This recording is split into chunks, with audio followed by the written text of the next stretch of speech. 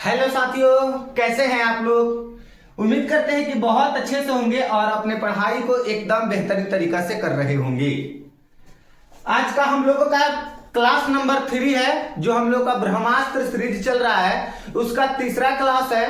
और इस क्लास में भी आप लोगों के लिए हम इंपॉर्टेंट और महत्वपूर्ण 50 ऑब्जेक्टिव क्वेश्चंस कराने वाले हैं, जो कि आप लोगों के एग्जाम के लिए काफी ज्यादा इंपॉर्टेंट होगा, आप लोगों के एग्जाम के लिए काफी ज्यादा महत्वपूर्ण होगा। तो एक बार सभी बच्चे क्लास को एकदम लगातार शेयर करेंगे, तो क्लास को आप लोग एकदम ज्यादा से ज्यादा आप लोग शेयर कीजिए, है कि नहीं। और हर एक व्हाट्सएप ग्रुप में, हर एक टेलीग्राम ग्रुप में अपने अपने व्हाट्सएप के स्टेटस में डालिए, ताकि हर एक बच्चा के पास में क्लास पहुंच सके। ठीक है बाबू। तो चलिए बाबू, आज की क्लास को हम लोग स्टार्ट करते हैं। हम लोग का ब्रह्मास्त्र सीरीज चल रहा है, तो आप लोग क्लास को एकदम शुरू से लेकर लास्ट तक कीजिएगा, ठीक है। आज का मोटिवेशन आप लोगों के लिए एकदम सीना में आग लगा देगा।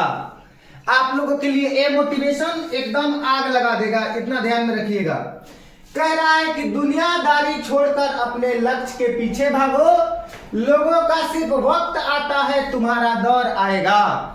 दुनियादारी छोड़कर एकदम अपना लक्ष्य के पीछे भागो, लोगों का सिर्फ वक्त आया है ना, आपका दौर आएगा, तो आपका एकदम दौर आएगा, है कि नहीं। दुनियादारी के पीछे एकदम नहीं पड़ना है, दुनियादारी को एकदम छोड़ देना है और जी जान लगाकर, एकदम जी जान लगाकर अपने लक्ष्य के पीछे भागना है। क्यों? क्योंकि लोगों का तो सिर्फ वक्त आया है, लोगों का सिर्फ वक्त आया है, आपका दौर आएगा। इस चीज को आप लोग याद रखिएगा, बिल्कुल। चलिए आगे बढ़ने का प्रयास करेंगे हम लोग। सबसे पहला नंबर क्वेश्चन, भारत विश्व व्यापार संगठन का सदस्य कब बना। जो भारत हमारा देश है, वो भारत देश विश्व व्यापार संगठन का सदस्य कब बना था। तो आप लोग याद रखेंगे बाबू कि सन 1995 ईस्वी में भारत विश्व व्यापार संगठन का सदस्य बना था। बिल्कुल, है कि नहीं बाबू। एकदम बढ़िया तरीका से टोटल क्वेश्चन को क्लियर कर लेना है, यहीं से पूछा जाएगा आप लोगों का परीक्षा में, कोई दूसरा नहीं पूछा जाएगा, ठीक है। इतना दिमाग में बैठा लीजिएगा। दूसरा नंबर प्रश्न, अंतर्राष्ट्रीय महिला दिवस की घोषणा किस वर्ष की गई। बिल्कुल, अंतर्राष्ट्रीय महिला दिवस की घोषणा किस वर्ष की गई थी। तो हम लोगों का सन 1975 ईस्वी में अंतर्राष्ट्रीय महिला दिवस की घोषणा की गई थी, आप लोग याद रखिएगा, बिल्कुल। चलिए आगे बताएंगे दोस्त आप लोग अच्छे तरीका से। हिगेल किस देश का दार्शनिक था। जो हिगेल था, वो हिगेल किस देश का दार्शनिक था बाबू। तो हिगेल जर्मनी का दार्शनिक था। हिगेल कहां का दार्शनिक था। तो हिगेल जर्मनी का दार्शनिक था, आप लोग याद रखेंगे, बिल्कुल। आगे बताइएगा, डॉक्टर राजेंद्र प्रसाद का जन्म स्थान कहां है। डॉक्टर राजेंद्र प्रसाद का जन्म स्थल कहां है। तो बिहार है। कहां पे है। बिहार में डॉक्टर राजेंद्र प्रसाद का जन्म स्थान है, बिल्कुल। अब देखिए बबुआ ध्यान से, क्या कह रहा है।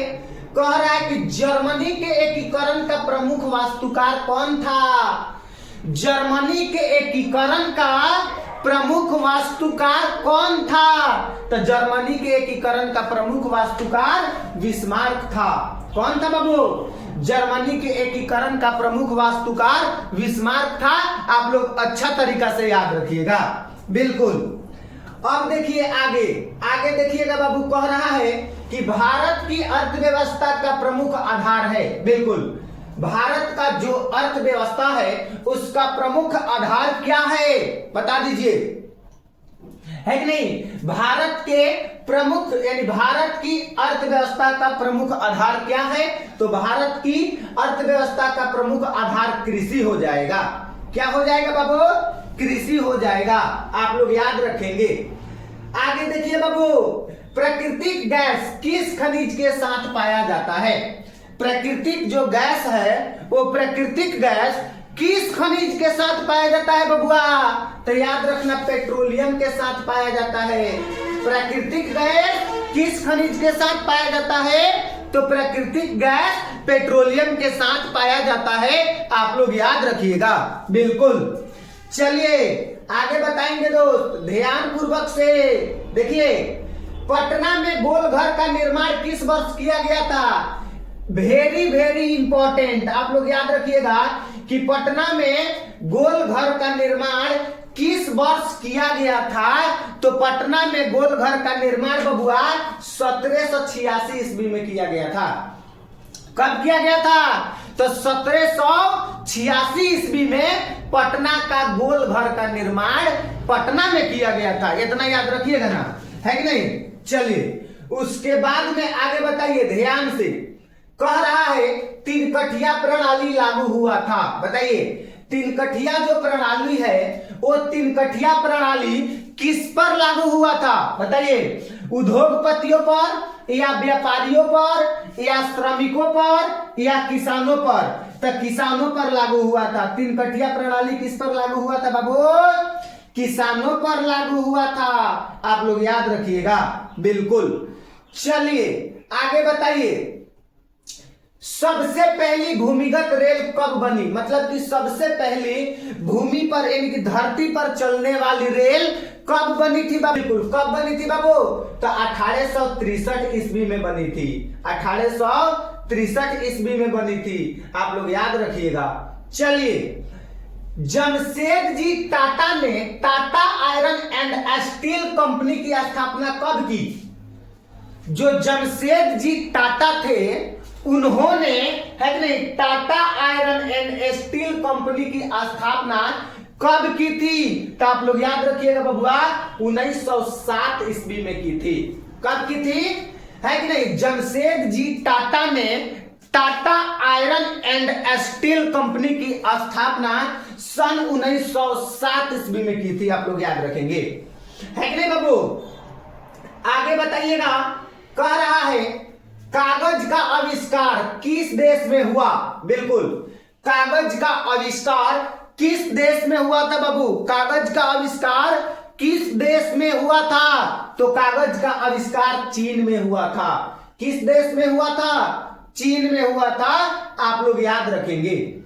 अब देखिए आगे, भारत में सबसे बड़ा लौह अयस्क उत्पादक राज्य कौन सा है?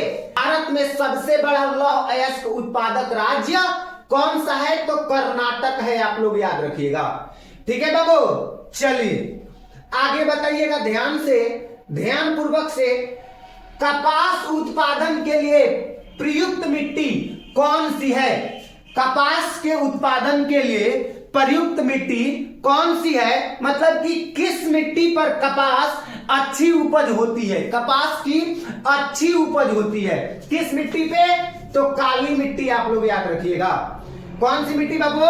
काली मिट्टी। आप लोग याद रखेंगे।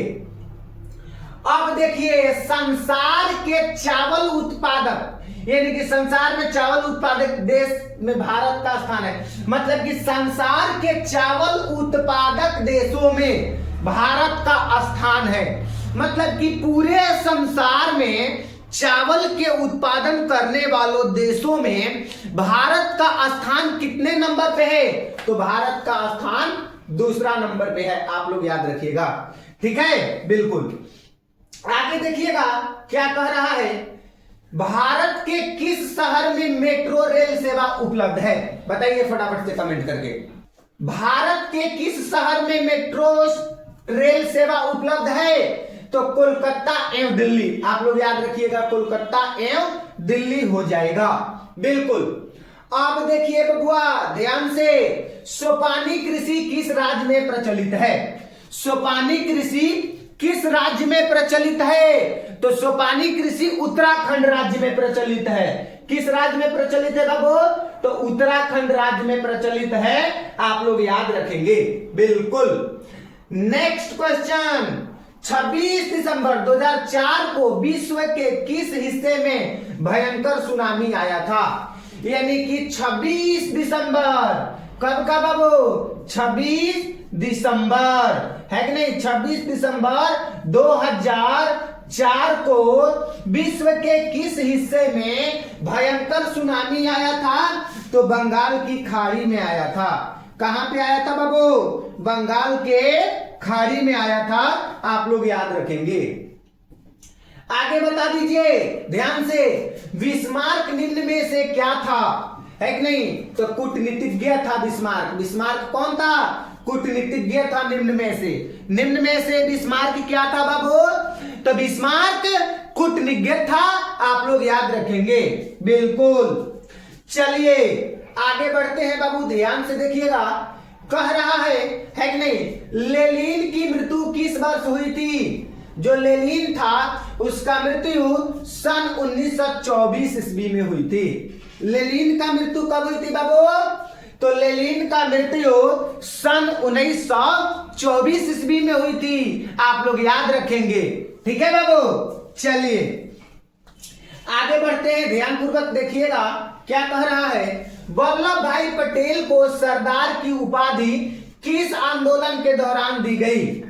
मतलब कि सरदार वल्लभ भाई पटेल को, यानी कि वल्लभ भाई पटेल को सरदार की उपाधि किस आंदोलन के द्वारा दी गई थी? तो बारदोली आंदोलन के द्वारा दी गई थी, आप लोग याद रखेंगे। ठीक है बाबू, चलिए अब देखिए, नगर निगम के निर्वाचित प्रधान को कहा जाता है। जो नगर निगम का जो निर्वाचित प्रधान होते हैं उनको हम लोग क्या कहते हैं? तो उनको हम लोग महापौर कहते हैं। नगर निगम के निर्वाचित प्रधान को क्या कहते हैं बाबू? तो नगर निगम के निर्वाचित प्रधान को हम लोग महापौर कहते हैं। क्या कहते हैं? महापौर कहते हैं, आप लोग याद रखेंगे बिल्कुल।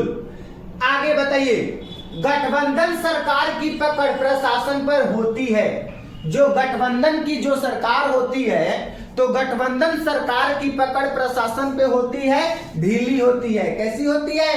ढीली होती है, आप लोग याद रखेंगे बिल्कुल। अब देखिए आगे बढ़ते हैं, संसार की सबसे ऊंची सड़क कहां है? बिल्कुल बिल्कुल, कहां है?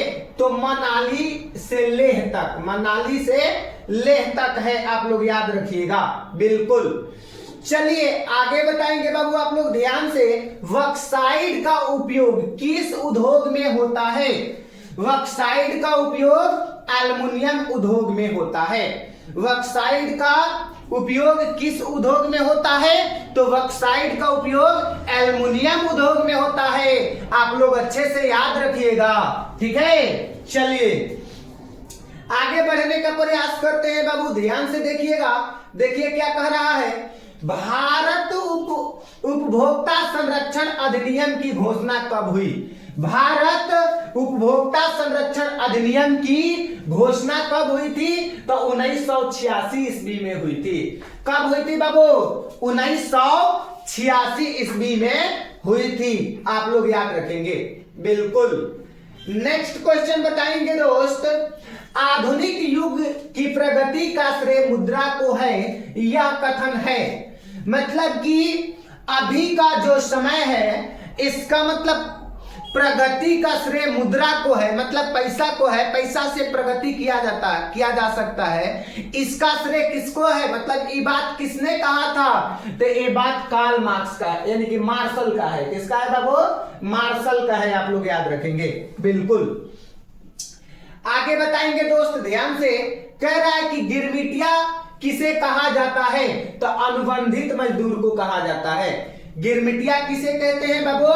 तो गिरमिटिया हम लोग अनुबंधित मजदूर को कहा जाता है, याद रखिएगा आप लोग बढ़िया से। ठीक है, चलिए आगे बताइएगा बाबू ध्यान से, बिहार के किस जिले का प्रति व्यक्ति आय सर्वाधिक है? बिहार का वह कौन ऐसा जिला है जिस जिला में रहने वाले लोगों का इनकम सबसे ज्यादा है? तो वह जिला है पटना। कौन सा जिला है बाबू? तो पटना जिला है, आप लोग याद रखिएगा। ठीक है, बिल्कुल। आगे बढ़ते हैं, देखिएगा, वृहत क्षेत्र में जल की उपस्थिति के कारण ही पृथ्वी को कहते हैं।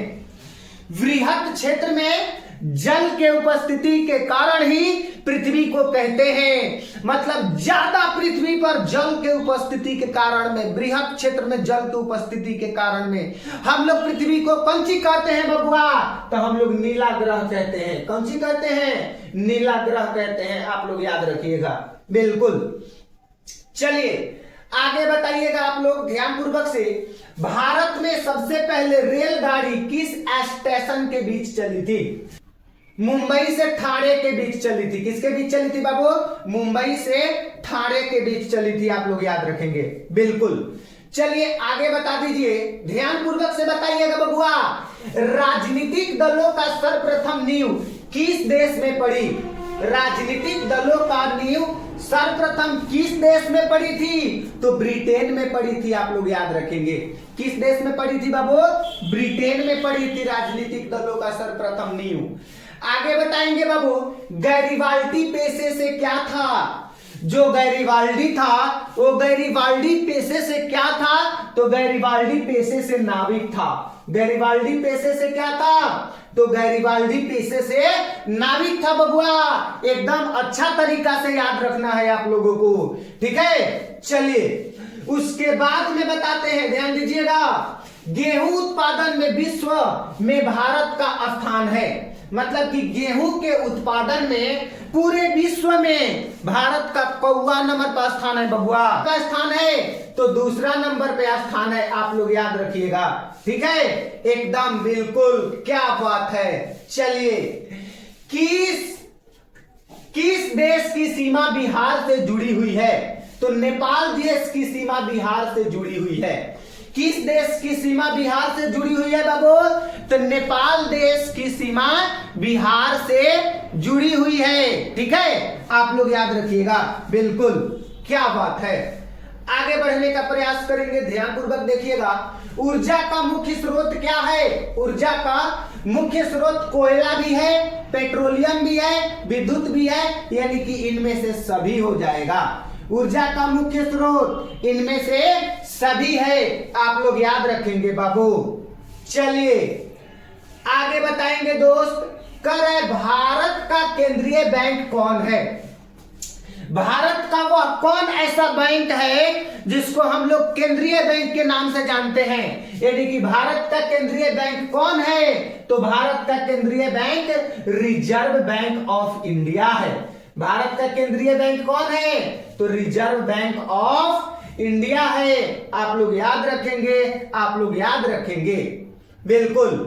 आगे बढ़ते हैं बाबू, काली मिट्टी कहां पाई जाती है? कहां पे पाई जाती है? काली मिट्टी कहां पे पाई जाती है? तो महाराष्ट्र में पाई जाती है। काली मिट्टी कहां पे पाई जाती है? काली मिट्टी महाराष्ट्र में पाई जाती है बाबू।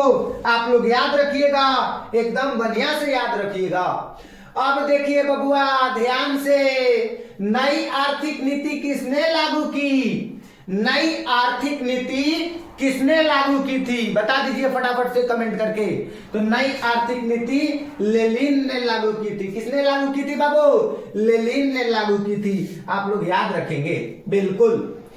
नेक्स्ट क्वेश्चन बताएंगे बाबू आप लोग, आपातकाल की घोषणा कौन करता है? आपातकाल की घोषणा कौन करता है? कौन आपातकाल की घोषणा करता है बाबू? तो राष्ट्रपति आपातकाल की घोषणा करते हैं, आप लोग याद रखिएगा। राष्ट्रपति आपातकाल का घोषणा लागू करते हैं, यानी आपातकाल लागू करते हैं, आपातकाल, ठीक है। चलिए, दिनार किस देश की मुद्रा है बाबू? कमेंट करके फटाफट से बताइए आप लोग। तो इराक की मुद्रा है। दिनार किस देश की मुद्रा है? तो दिनार जो है इराक की मुद्रा है, आप लोग अच्छे तरीका से याद रखिएगा, ठीक है। चलिए आगे बताइएगा बाबू ध्यान पूर्वक से देखिए, कह रहा है निम्न में से कौन दक्षिण बिहार की नदी है? यानी कि इनमें से कौन जो है दक्षिण बिहार की नदी है? तो सोन जो है दक्षिण बिहार की नदी है। सोन किस देश की नदी है बाबू? सोन दक्षिण बिहार की नदी है, आप लोग याद रखेंगे, बिल्कुल। नेक्स्ट क्वेश्चन बताएंगे मेरे दोस्त, अच्छे से बताएंगे। लेनिन की उत्तराधिकारी कौन बना? लेनिन का उत्तराधिकारी स्टालिन बना था। लेनिन का उत्तराधिकारी कौन बना था? तो लेनिन का उत्तराधिकारी स्टालिन बना था, आप लोग याद रखेंगे, बिल्कुल। अब देखिए ध्यान से, आगे क्या कह रहा है? कह रहा है भारत की राजधानी है, बिल्कुल। जो भारत है उसकी राजधानी कहां पे है बताइए? तो काफी ज्यादा आसान प्रश्न है बबुआ। भारत की राजधानी नई दिल्ली है, और बिहार की राजधानी अगर पूछे अगर आप लोगों से बिहार की राजधानी पूछे तो आप लोग कह दीजिएगा सर जी बिहार की राजधानी पटना बा। कहां बा? पटना बा। ठीक बा, बिहार की राजधानी पटना है। चलिए आगे बढ़ते हैं, ध्यान दीजिएगा। कह रहा है बिहार में सबसे कम वर्षा किस जिला में होती है? बिहार में सबसे कम वर्षा जो होती है बक्सर में होती है, तो याद रखेंगे। चलिए आगे बताइएगा ध्यान से। भारत का सबसे पूर्वी राज्य, भारत का सबसे पूर्वी राज्य अरुणाचल प्रदेश है। भारत का सबसे पूर्वी राज्य कौन है? तो भारत का सबसे पूर्वी राज्य अरुणाचल प्रदेश है। आप लोग याद रखेंगे, है कि नहीं बाबू? आगे बताइएगा, नेक्स्ट क्वेश्चन की तरफ बढ़ते हैं। बिहार में पंचायती राज संस्थाओं में महिलाओं के लिए कितने सीटें आरक्षित है? बिहार में पंचायती राज संस्थाओं में महिलाओं के लिए कितनी सीटें आरक्षित है? तो आप लोग याद रखेंगे बाबू 50% सीटें आरक्षित है। कितनी प्रतिशत सीटें आरक्षित है बाबू? तो 50% सीटें आरक्षित है। आप लोग याद रखेंगे। आगे बता दीजिए ध्यान से। जर्मनी के एकीकरण का प्रमुख वास्तुकार कौन था? 48 नंबर बता दीजिए। जर्मनी के एकीकरण का प्रमुख वास्तुकार कौन था बबुआ? तो जर्मनी के एकीकरण का प्रमुख वास्तुकार बिस्मार्क था। कौन था? तो बिस्मार्क था। आप लोग याद रखेंगे, बिल्कुल। चलिए आगे बताइएगा बाबू ध्यान से। कह रहा है कि गांधी जी ने भारत में सत्याग्रह का पहला प्रयोग कहां किया था? गांधी जी ने, है कि नहीं, भारत में सत्याग्रह का पहला प्रयोग कहां किए थे गांधी जी? तो गांधी जी सत्याग्रह का पहला प्रयोग चंपारण में किए थे। कहां पे किए थे बबुआ? चंपारण में किए थे। आप लोग खूब सुंदर से याद कर लीजिएगा क्वेश्चन को, ठीक है। चलिए आगे बताएंगे दोस्त। कह रहा है 1871 में कौन सी संधि हुई थी? बिल्कुल 1871 में कौन सी संधि हुई थी? बताइए, क्या फ्रैंकफर्ट की संधि हुई थी, कि पेरिस की संधि हुई थी, कि वियना कांग्रेस की संधि हुई थी, कि इनमें से कोई नहीं? तो इस प्रश्न का उत्तर हो जाएगा बबुआ फ्रैंकफर्ट की संधि। क्या हो जाएगा? फ्रैंकफर्ट की संधि। सन 1871 में फ्रैंकफर्ट की संधि हुई थी। कौन सी संधि हुई थी बाबू? फ्रैंकफर्ट की संधि हुई थी। आप लोग याद रखेंगे, ठीक है। मिलते हैं अगले क्लास में, तब तक सभी प्यारे बच्चों को नमस्कार, जय हिंद।